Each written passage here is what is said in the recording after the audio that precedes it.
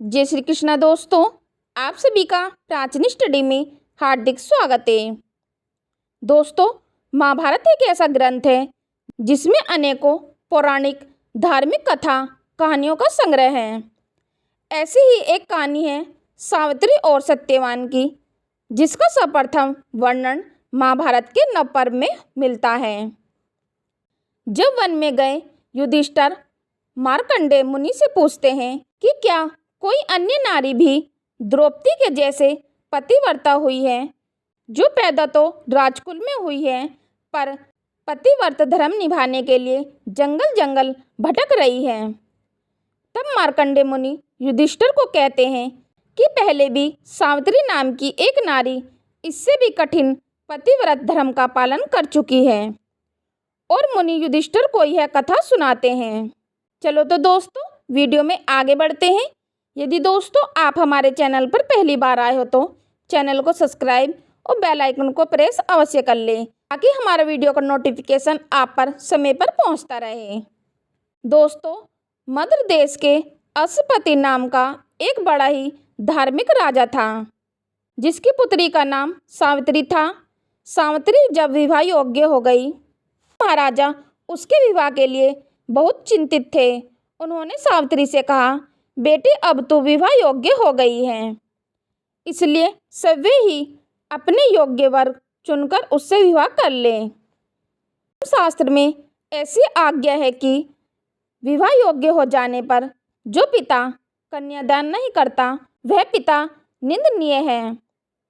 ऋतुकाल में जो स्त्री से समागम नहीं करता वह पति निंदा का पात्र है। पति के मर जाने पर उस विधवा माता का जो पालन नहीं करता वह पुत्र निंदनीय है। दोस्तों, तब सावित्री शीघ्र ही वर की खोज करने के लिए चल दी। वह राज्य ऋषियों के रमणीक तपोवन में गई। कुछ दिन तक वह वर की तलाश में घूमती रही। एक दिन मद्राज अश्वपति अपनी सभा में बैठे हुए देव ऋषि बातें कर रहे थे। उसी समय मंत्रियों के सहित सावित्री समस्त वापस लौटी। तब राजा की सभा में नारद जी भी उपस्थित थे। नारद जी ने जब राजकुमारी के बारे में राजा से पूछा तो राजा ने कहा कि वे अपने वर की तलाश में गई हैं। जब राजकुमारी दरबार में पहुंची तो और राजा ने उससे वर के चुनाव के बारे में पूछा तो उन्होंने बताया कि सलवर देश के राजा के पुत्र जो जंगल में पले बड़े हैं, उन्हें पति के रूप में स्वीकार किया है। उनका नाम सत्यवान है। तब नारद मुनि बोले, राजेंद्र, यह तो बहुत खेद की बात है, क्योंकि इस वर में एक दोष है। तब राजा ने पूछा, वो क्या? तो उन्होंने कहा, जो वर सावित्री ने चुना है उसकी आयु कम है। वह सिर्फ 1 वर्ष के बाद मरने वाला है। उसके बाद वह अपने देह त्याग देगा। तब सावित्री ने कहा, पिताजी, कन्यादान एक बार ही किया जाता है। जिससे मैंने एक बार वरण कर लिया है, मैं उसी से विवाह करूंगी। आप उससे कन्यादान कर दें। उसके बाद सावित्री के बाद चुने हुए वर सत्यवान से धूमधाम और पूरे विधि विधान से विवाह करवा दिया गया। दोस्तों, सत्यवान व सावित्री के विवाह को बहुत समय बीत गया। जिस दिन सत्यवान मरने वाला था वह करीब था। सावित्री एक एक दिन गिनती रहती थी। उसके दिल में नारद जी का वचन सदा ही बना रहता था। जब उसने देखा कि अब उन्हें चौथे दिन मरना है, उसने 3 दिन व्रत धारण किया।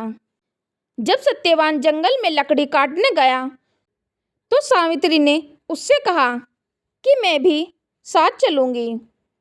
तब सत्यवान ने सावित्री से कहा, तुम व्रत के कारण कमजोर हो रही हो।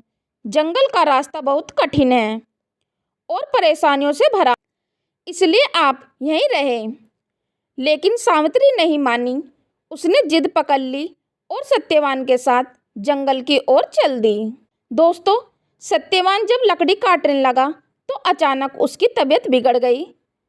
वह सावित्री से बोला, मैं स्वस्थ महसूस नहीं कर रहा हूँ। सावित्री मुझ में यहाँ बैठने की भी हिम्मत नहीं है। तब सावित्री ने सत्यवान का सिर अपनी गोद में रख लिया। फिर वह नारद जी की बात याद करके दिन व समय का विचार करने लगी। इतने में ही उसे वहाँ एक बहुत भयंकर पुरुष दिखाई दिया, जिसके हाथ में पासा था। वे यमराज थे। उन्होंने सावित्री से कहा, तू पतिव्रता स्त्री है, इसलिए मैं तुझसे सहभाषण कर लूँगा।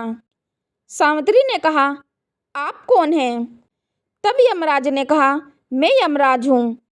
इसके बाद यमराज सत्यवान के शरीर में से प्राण निकालकर उसे पासा में बांधकर दक्षिण दिशा की ओर चल दिए।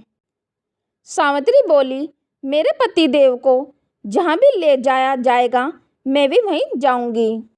तब यमराज ने उसे समझाते हुए कहा, मैं उसके प्राण नहीं लौटा सकता, तू मनचाहा वर मांग ले। तब सावित्री ने वर में अपने सास ससुर की आंखें मांग ली। यमराज ने कहा, तथास्तु, लेकिन वह फिर भी उनके पीछे चलने लगी। तब यमराज ने उसे फिर समझाया और वर मांगने को कहा। उसने दूसरा वर मांगा कि मेरे सास ससुर को उनका राज्य वापस मिल जाए। उसके बाद तीसरा वर मांगा, मेरे पति जिसके कोई पुत्र नहीं है उन्हें 100 पुत्र हो। यमराज ने कहा, सावित्री तुम वापस लौट जाओ, चाहो तो मुझसे कोई और वर मांग लो। तब सावित्री ने कहा, मुझे सत्यवान से 100 यशस्वी पुत्र हो। यमराज ने कहा, तथास्तु। यमराज फिर सत्यवान के प्राणों को अपने पासा में जकड़े आगे बढ़ने लगे। सावित्री ने फिर भी हार नहीं मानी। तब यमराज ने कहा, तुम वापस लौट जाओ। तो सावित्री ने कहा, मैं कैसे वापस लौट जाऊं? आपने ही मुझे सत्यवान से 100 यशस्वी पुत्र उत्पन्न करने का आशीर्वाद दिया है। तब यमराज ने सत्यवान को पुनर्जीवित कर दिया। उसके बाद सावित्री सत्यवान के शव के पास पहुंची और थोड़ी ही देर में सत्यवान के शव में चेतना आ गई। धन्यवाद दोस्तों, आज की वीडियो में बस इतना ही। दोस्तों, हमारी कहानी आपको कैसी लगी नीचे कमेंट बॉक्स में अवश्य बताएं। यदि दोस्तों आप हमारे चैनल पर पहली बार आए हो तो चैनल को सब्सक्राइब और वीडियो को लाइक कमेंट अवश्य कर दें। चलो तो दोस्तों, मिलते हैं फिर नेक्स्ट वीडियो में नए ज्ञान के साथ। हम लेते हैं आपसे विदा। धन्यवाद।